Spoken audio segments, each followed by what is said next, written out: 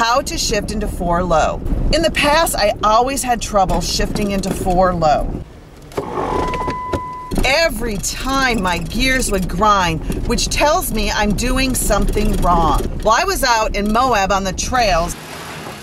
Yep, come on. There we go. Okay, turn straight. Yep. Guide KL showed me the right way to shift to 4 low. So I'm going to give you a how-to in 3 easy steps to shift into 4 low without grinding your gears. Step 1, while you're in drive, shift your transfer case to 4 high.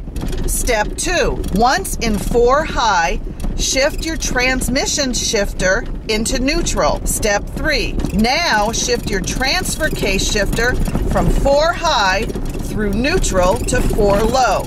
And when you're doing this, you're going to want to be in a slow roll from 1 to 5 miles per hour in neutral.